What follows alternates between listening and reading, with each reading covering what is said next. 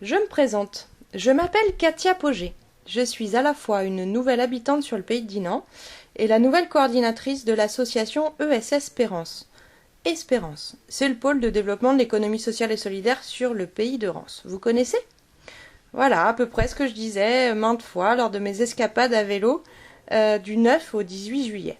9 jours en itinérant chez l'habitant, histoire de me faire une idée de ce territoire, de mieux comprendre les dynamiques qui existent déjà, et puis de rencontrer toutes ces personnes que l'on m'a conseillées ou qui ont croisé ma route. Allez, je vous emmène, accrochez-vous, j'ai rendez-vous avec vous.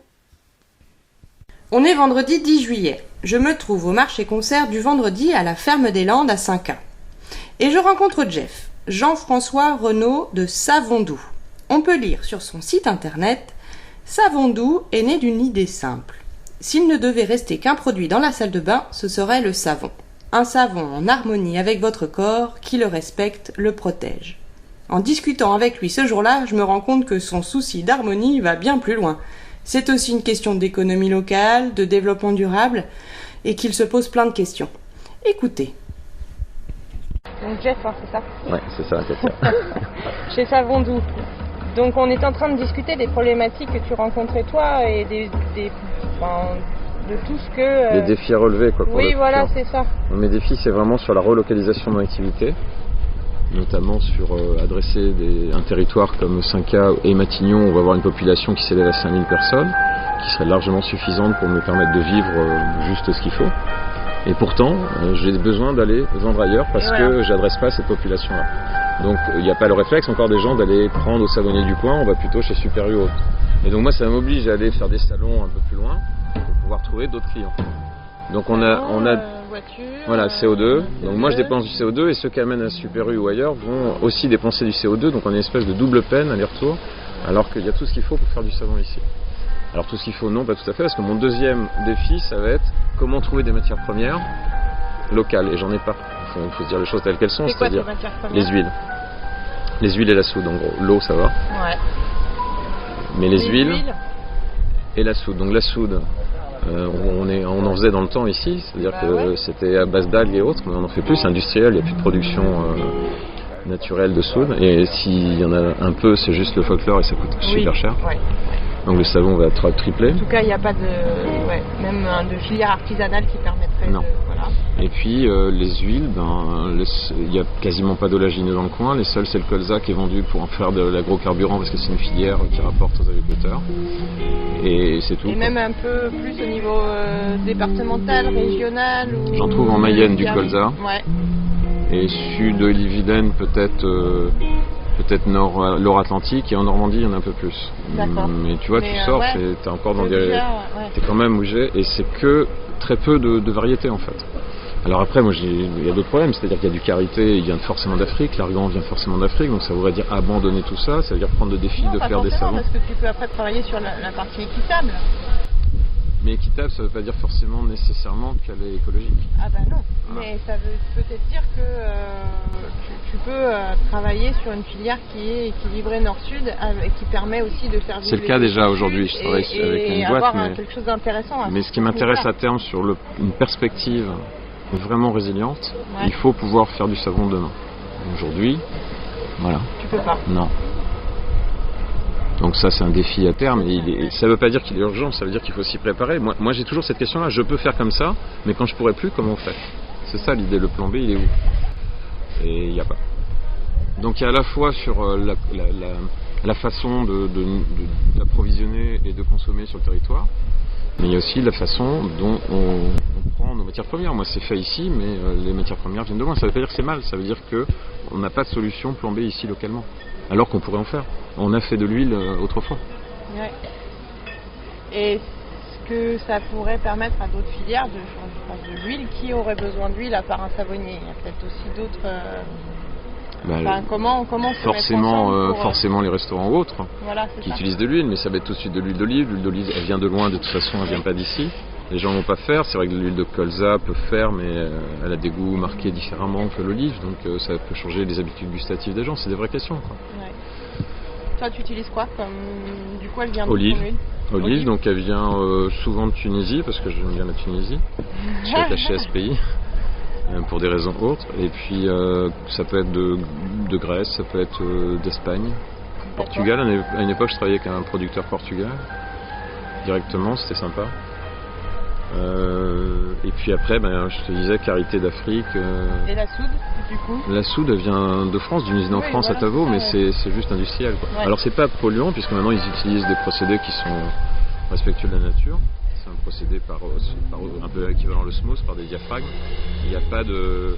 Avant c'était par mercure, puis ça a été par électrolyte, donc c'était super dangereux ou énergétique. C'est plus le cas, donc il n'y a pas le problème. C'est juste que je travaille avec un industriel qui n'est pas ici, quoi, qui n'est pas à côté, qui est pas. Encore une fois, sur une perspective d'une forme ou d'une autre d'effondrement, c'est un problème, quoi. Et pourtant, il faut que les gens aient du savon, parce qu'on sait que s'il y a effondrement, il y aura des problèmes sanitaires, et pourtant la base d'éviter des problèmes sanitaires, c'est l'hygiène.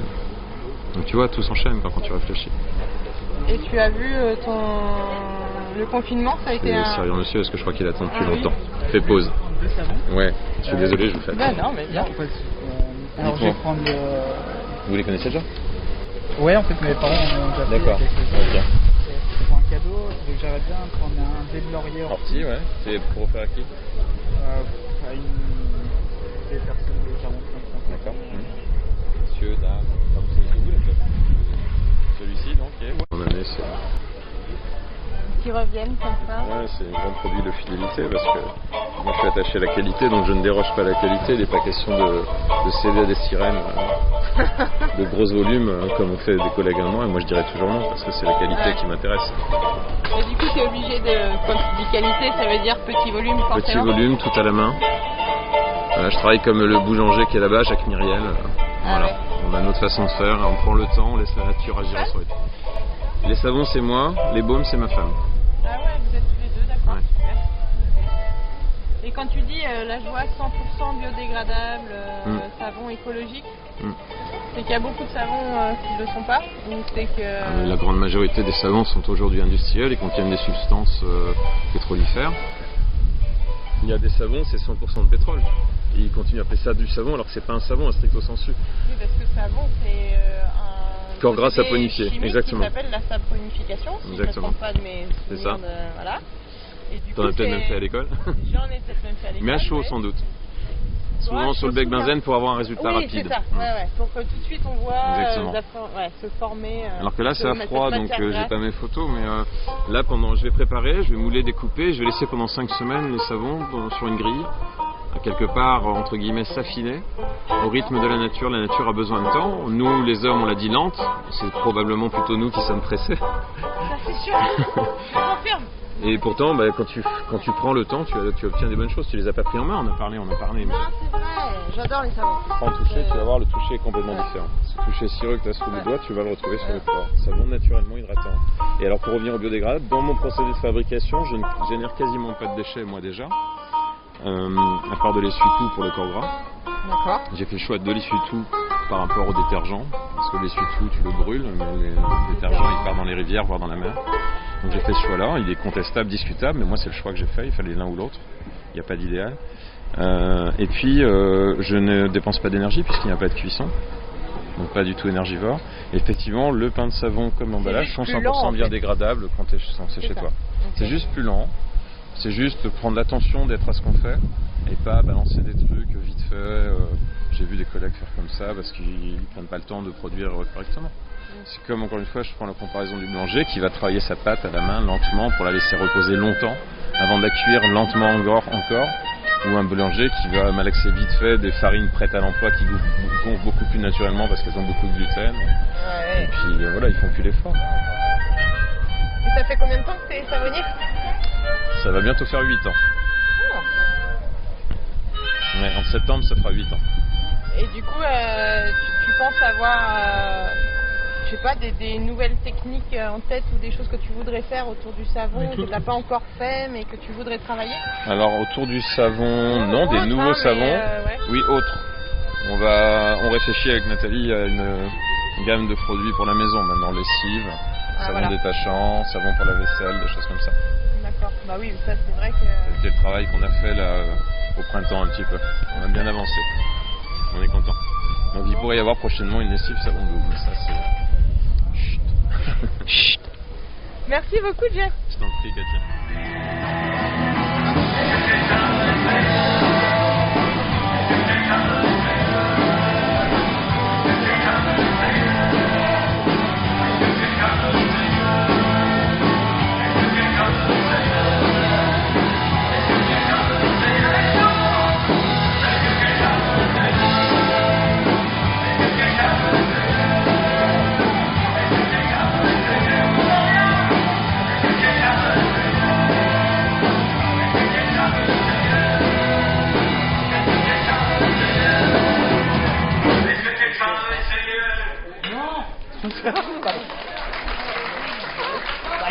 moi je réponds.